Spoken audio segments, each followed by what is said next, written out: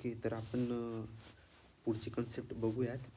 पुढची कन्सेप्ट आहे वेजेस. वेजेसला मराठीत काय सांगतात? मजुरी. इकॉनॉमिक्समध्ये आपल्याला ही टर्म गरजेची आहे. आपण 4 मीन्स ऑफ प्रोडक्शन बघितलेले होते. कुठले कुठले बघितलेले होते? लँड, लेबर, कॅपिटल आणि एंटरप्रिनरशिप. त्यालाच काय सांगतात? जमीन, कामगार,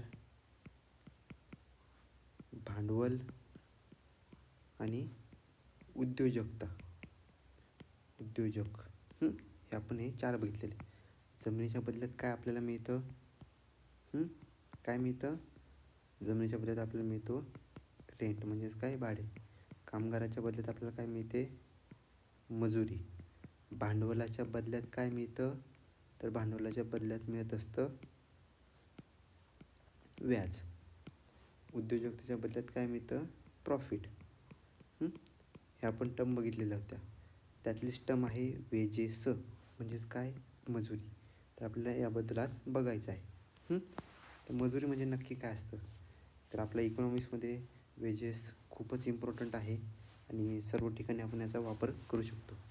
तर आपण एक उदाहरणासकट वेजेस म्हणजे काय हे आपण बघणार आहेत. ही एक टाटाची कंपनी आहे असं आपण समजूया. कुठली कंपनी आहे? टाटाची. टाटाची एक कंपनी आहे. त्या कंपनीमध्ये एक व्यक्ती काम करतो. काय करतो? त्या कंपनीमध्ये एक व्यक्ती काम करतो. काय काम करतो? त्या कंपनीमध्ये त्याचं ती जी कंपनी आहे, जी टाटाची कंपनी आहे, ती काय बनवते? बुटांचं प्रोडक्शन करते. बुटांचं काय करते? उत्पादन करते. तर तो व्यक्ती काय आहे? त्या कंपनीमध्ये जातो, तिथे काम करतो. बुटांचं काही पण जे काम असेल कंपनीमध्ये तयार करण्यासाठी, ते काम काय करतो? तो करतो. कंपनी काय करते? 1 महिन्यानंतर त्याला काही वेतन देते. वेतन का देते?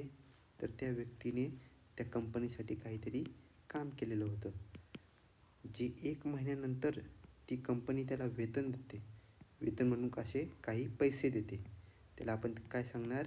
त्याची मजुरी. तर ही झाली टर्म मजुरी. ही सर्वांना समजलीच असेल. वेजेस म्हणजे काय?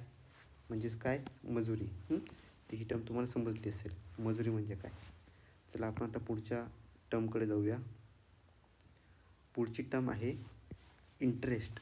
इंटरेस्ट म्हणजेच काय? व्याज.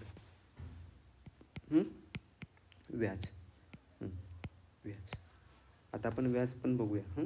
मला सांगा, व्याज कोणत्या गोष्टीवरती मिळतो? ज्या आपण 4 गोष्टी बघितलेल्या ना, ते 4 गोष्टींपैकी कुठली गोष्ट आहे की ज्याच्यावरती आपल्याला व्याज मिळेल? कशावरती व्याज मिळतो? भांडवलावरती व्याज मिळतो. हे लक्षात असलं पाहिजे. कशावरती मिळतो? भांडवलावरती व्याज मिळतो. त्याची टर्म आपण आहे ते व्याज, त्याच्याबद्दल आपण बघणार आहे. तर व्याज म्हणजे काय? तर व्याज हा भांडवलाच्या वापरासाठी दिला जाणारा मोबदला आहे. सगळ्यात सोपी कन्सेप्ट सर्वांनाच माहीत असेल. एक आपण समजूया की महाराष्ट्र बँक आहे. काय आहे? महाराष्ट्र बँक आहे. तर त्या महाराष्ट्र बँकेमध्ये महाराष्ट्र बँक काय करते? तिथे जे लोक आहेत, जे लोक राहतात त्यांना काय करते? पैसे देण्याचं काम करते. काय करते? पैसे देण्याचं काम करते. कोणाला देते पैसे? तिथे जे लोक राहतात त्या लोकांना पैसे देण्याचं काम करते. तसेच छोटे छोटे जे उद्योग असतील त्या उद्योगांसाठी पण काय करते? ती पैसे देत असते. घरं बांधण्यासाठी सुद्धा लोन देत असते. ते जे पैसे बँक लोकांना किंवा इतर आर्थिक गोष्टी पूर्ण करण्यासाठी दिले जाते, तर त्या स्वरूपात बँक काय करते? त्यांच्याकडनं व्याज घेते. काय घेते? व्याज घेते. त्याला आपण काय सांगणार? व्याज. म्हणजेच जर ह्या व्यक्तीला ₹1000 गरज आहे आणि त्याच्याकडे पैसे नाहीत. तो काय करेल? बँकेमध्ये जाणार, बँकेला सांगणार मला लोनची गरज आहे, कर्जाची गरज आहे. बँक त्याला काय करेल? ₹1000 देणार.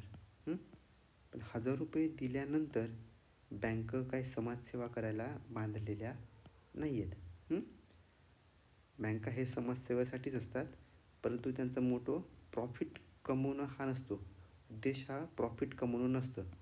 त्याच्यामुळे काय, लोकांची सेवा करणं आणि सेवांबरोबरच थोड्या प्रमाणामध्ये स्वतःचं प्रॉफिट करणं हा बँकांचा प्रथम हेतू असतो. तर मग बँक काय करणार? जेव्हा याची गरज संपेल, गरज संपल्यानंतर त्याला जे ₹1000 असतील त्याला बँकेला परतफेड करायचे असतील, तेव्हा तो काय करेल? ₹1000 बँकेला देईल. पण त्याचबरोबर बँक काय सांगेल की मला ₹1000च्या बदल्यात जो काही वरचा व्याज लागलेला आहे तो पण मला द्यावा लागेल. त्यावरती जो पण काही व्याज असेल, सपोज आपण इथे समजूया की ₹100 व्याज लागला, तर तो बँकेला त्या व्यक्तीला द्यावा लागेल. म्हणजे टोटल त्याला किती द्यावे लागतील? ₹1100 त्या बँकेला द्यावे लागतील. आणि हा जो वरचा जो बँकेने मागितलेला मोबदला असतो त्यालाच आपण काय सांगणार? व्याज. तुम्हाला व्याज नावाची कन्सेप्ट समजली असेल. व्याज कोणी कोणाला पण देऊ शकतं. एक व्यक्ती दुसऱ्या व्यक्तीला पण देऊ शकतं. बँक लोकांना पण देऊ शकते, किंवा एक छोटीशी कंपनी दुसऱ्या कंपनीला पण व्याज देऊ शकते.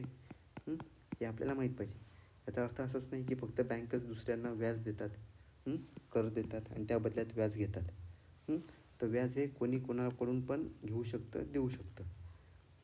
ही कन्सेप्ट पण तुम्हाला क्लिअर झाली असेल. ओके, आपण आता पुढच्या कन्सेप्टकडे जाऊया.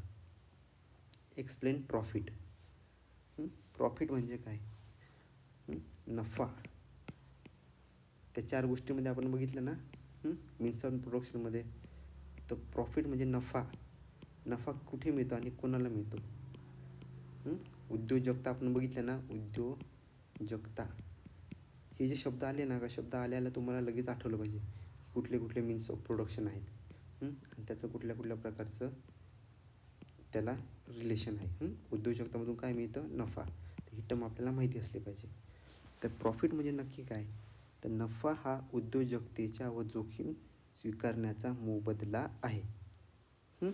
म्हणजेच काय की एखादी जी आपण ऑलरेडी बघितलेली होती की एखादी कंपनी आहे, ती कंपनी काय करते? कंपनीकडे ऑलरेडी रिस्क घेण्याची क्षमता असते. कंपनी काय करते? रिस्क घेते, स्वतःचा उद्योग स्थापित करते. उद्योग स्थापित केल्यानंतर काय होतं? स्वतःच्या जोखीमेवरती ती काय करते? एखादा उद्योग चालू करते आणि उत्पादन घ्यायला सुरुवात करते. बाजारामध्ये कुठल्या प्रकारची वस्तू लागते त्याचा अभ्यास करते. अभ्यास करून त्या बाजारामध्ये वस्तू पुरवण्याचं काम कोण करते? ती कंपनी करते. जेव्हा ती कंपनी एखादा उद्योग चालू करते, तिथे त्या वस्तूचं उत्पादन घेण्यासाठी प्रयत्न चालू करते. आणि जेव्हा ते उत्पादन तयार होतं आणि मार्केटमध्ये जातं, मार्केटमध्ये गेल्यानंतर जर ती वस्तू लोकांना आवडली, लोकांना आवडली, तरच काय होते? ती वस्तू विकली जाते.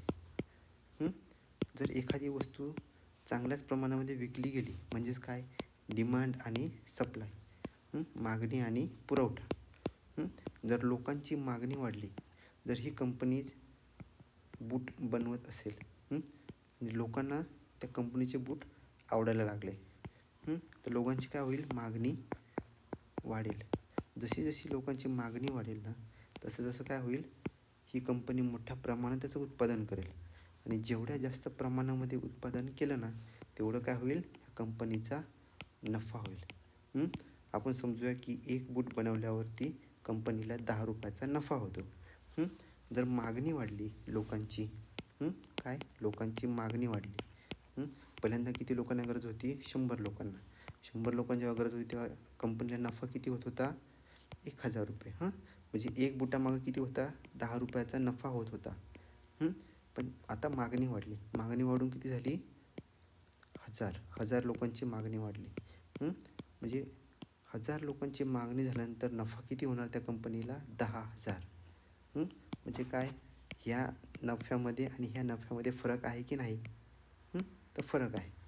तर आपण बघितलं नफा म्हणजे काय, आणि बँक किंवा कंपनी किंवा आणखीन दुसऱ्या कुठल्याही प्रकारच्या ज्या वस्तू निर्माण करणाऱ्या संस्था आहेत, त्या काय करतात? नफा स्वतःसाठी तयार करतात. कधीकधी स्वतःच्या रिस्कवरती काय होतं, ती वस्तू लोकांना आवडतसुद्धा नाही. अशा वेळेस ती कंपनी काय होते? तोट्यात जाते. हे पण आपल्याला माहिती पाहिजे. त्यामुळे कुठला पण बिझनेस करणं हे काय असतं? एक रिस्कचं काम असतं. कधीकधी प्रॉफिट पण होतो, कधीकधी लॉस पण होतो. तर ही आपण कन्सेप्ट प्रॉफिट म्हणजेच काय, नफा, त्याबद्दल बघितलेली आहे. ओके. तर आता इथल्या आपल्या ज्या बेसिक कन्सेप्ट आहेत त्या मोस्टली संपलेल्या आहेत. त्यानंतर काही प्रश्न आहेत जे युनिट 1 याच्या बेसवरती आहेत. ते आपण काही क्वेश्चन बघून घेऊयात की कशाचं रिलेशन कशाबद्दल आहे, कोणती थ्री आलं तर त्याला कशा प्रकारे उत्तर लिहिता येईल. हे मी पुढच्या लेक्चरला तुम्हाला एक्सप्लेन करून सांगणार आहे. ही इथपर्यंत सगळ्या बेसिक कन्सेप्ट क्लिअर झाल्या, ज्या मेन काही इम्पॉर्टंट होत्या, आणि मोस्टली ह्या ज्या कन्सेप्टच्या बेसवरती तुम्हाला क्वेश्चन्स वगैरे येणार आहेत. त्याच्यामुळे ह्या कन्सेप्ट तुम्ही क्लिअर करून घ्या. आणि त्याच्यानंतर आता मी जे पण पुढचे काही प्रश्न देईन ते एक्सप्लेन करणार आहे. ते मी पुढच्या चॅप्टरला किंवा पुढच्या व्हिडिओमध्ये अपलोड करणार आहेत. तर चला, इथे मी थांबतो आहे आणि पुढचे आपण लेक्चर लवकरच मी अपलोड करणार आहे.